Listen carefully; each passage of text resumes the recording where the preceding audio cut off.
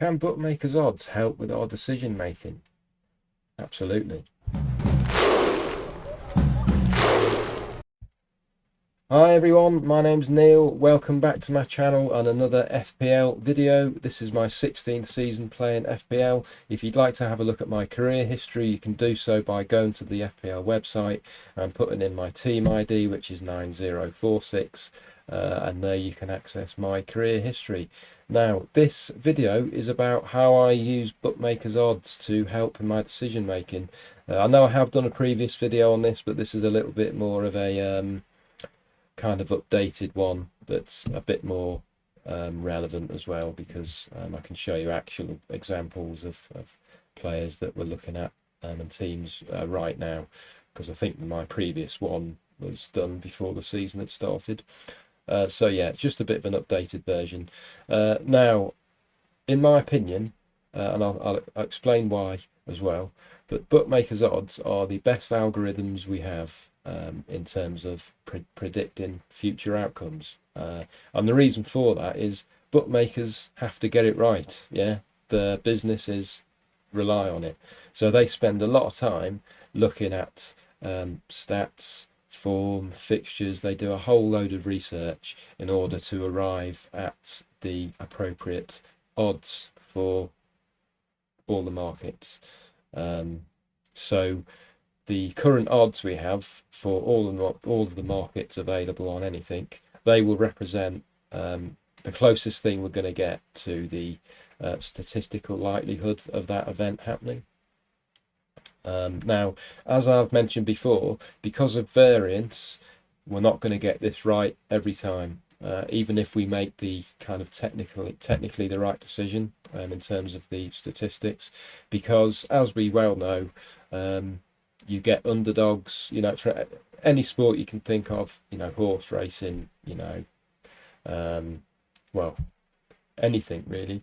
You're going to get times when the less likely outcomes happen, and it's the same with FPL. FPL is a prediction based game, so it's all about trying to well, you make the right decisions, and the idea is to get it right more often than you get it wrong. Get rewarded more than you don't get rewarded, and it's a bit like trading. People who trade make a lot of money, but they lose all the time. But the key is they win more than they lose. Yeah.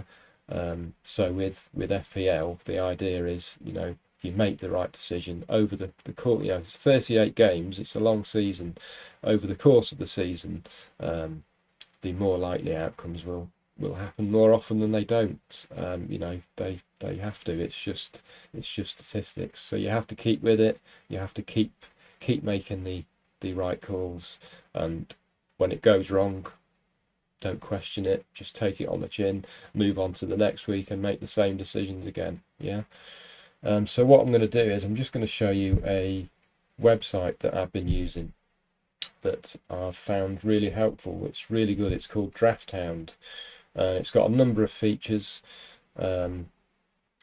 It's got, so this section here is a fixture analysis, and it's got a little drop down there. Got odds of winning, odds of a clean sheet, and odds of scoring 2.5 goals or more. So I've got it filtered at the moment to the clean sheet odds, and this is basically taking a rough estimate of all of the kind of the main bookmakers out there. This is kind of a rough percentage estimate of what the bookmakers think of the team's percentage chances of getting a clean sheet. So as you can see here, there is a little bit of a mistake here. I don't know why, but if you look at the columns here, they've got this wrong actually. So this column here, this is actually the game week 6 figures. I don't know why it's got game week 5 there, but it's not. This is game week 6, because as you can see there, Leicester have got Burnley at home, Everton have got Norwich at home, and I'm sure they'll sort that out. So I've basically got that filtered, so it's it's put the team at the top there, which is Leicester. So what the bookmakers are saying is that Leicester have got the best chance of a clean sheet in the next game week, and it goes all the way down to Aston Villa have got the lowest percentage chance. They've also got a predicted lineups section, which is quite helpful, and they've got a player rankings section. And what this is, it's the percentage chance the players have of scoring in the next week. It's nothing to do with assists, it's just goals. So if you filter that score percentage, it's got Salah there, 53% chance of scoring in the next game, which is Brentford, I believe. Now, I don't know why, for some reason, Ronaldo is not on this list. I'm sure he will be. Perhaps they haven't got the odds for him yet, but he will be on there, and I'm fairly certain that he'll be top of that list as well.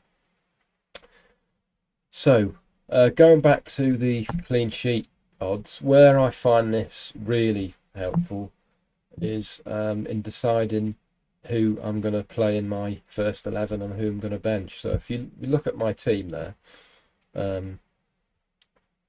I've got 5 defenders. I've got Alexander-Arnold, I've got 2 Chelsea defenders, I've got Duffy and I've got Livramento. And I can only play... So this team is set, as I've mentioned on my previous video, this is my wildcard team, and it's set up in such a way that I'm going to have to play 4 defenders each week. So it means that one of them has to sit on the bench. And where I can help myself make that decision is by looking at the clean sheet odds. So what I'll probably do is, so let's have a look. First of all, let's have a look at the clean sheet odds for these teams. Now, what I'll say is Trent Alexander-Arnold, he will play every week for me, regardless of the fixture, because he's such a unique player in the kind of amount of attacking threat he offers. He's always going to play.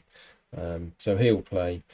So let's look at Chelsea's, Brighton's and Southampton's clean sheet odds. So according to this, out of those teams, Brighton have got the highest percentage chance of a clean sheet, and Chelsea and Southampton are actually both on 31%, so there's not much to choose between them. So what I will do there is I will, instead of playing Christensen and Alonso, I'll play Livramento instead, just because it means I'm not doubling up on Chelsea and putting all my eggs in that basket, given that the clean sheet odds are the same anyway. Now, what I wouldn't do, if Chelsea's odds were quite a lot higher than Southampton, I would play Christensen regardless of whether that means I'm going to have to double up, because I'm playing the odds, yeah, I'm playing the percentages.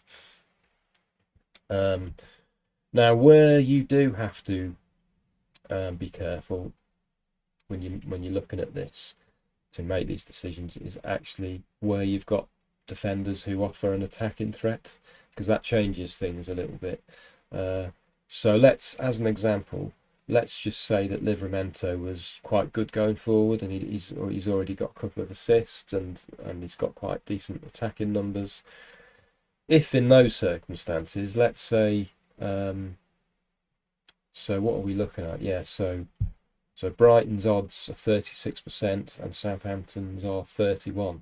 So actually what I might consider doing there is, because the clean sheet odds, there's not a huge difference in them, because Livramento carries that extra attacking threat and he might get an assist, then I might just favour him over the Brighton defender. However, what I probably wouldn't do is if there was quite a significant difference between the odds, even with that little bit of extra attacking threat, I'll probably just go with the Brighton defender and just go with the clean sheet. So yeah, so where this is really good and is really simple is where you've got 2 defenders. You need to pick between one of them to play, one of them to bench. Let's just say none of them have any attacking threat, and all you're going to get out of them at best is a clean sheet. You just simply pick the player that's got the highest percentage chance of a clean sheet. It is that simple. You don't need to overthink it. You don't need to spend time trying to work out, I don't know who to play, and what if I make the wrong decision, and just kind of agonizing over it. It takes all that away. just make the decision based on that. Yes, as I said earlier, it might go wrong, but if you make these decisions week in, week out, more often than not, you'll be rewarded. So yeah, that's the video, guys. I hope you found it useful. Check out the websites. I've started using it quite a lot lately. Really helpful. Helps me to make my decisions, and it can sometimes also impact on the captaincy decisions as well. So if you're looking at Salah, and perhaps there's a few other ones, well, you could just think, well, actually Salah's percentage chance of scoring a goal is quite a lot higher than the others, so he's going to be my captain. But as I said earlier, if this is just purely to do with goals, it's not assists. So yeah, that's the video, guys. I hope you enjoyed it. If you did, you give it a like. Don't forget to subscribe. It helps me to build my channel. Still trying to get the subscribers up. Leave me some feedback. Let me know what you think about the video. If you agree or disagree with what I've talked about. Again, just helps me to keep improving. I don't mind people clicking on the dislike button or the downvote, whatever it is, but just say why you didn't like it. Would be useful to know. Okay, guys, so yeah, that's the video. Hope you enjoyed it. Thanks for tuning in, and I'll see you on the next video. Cheers.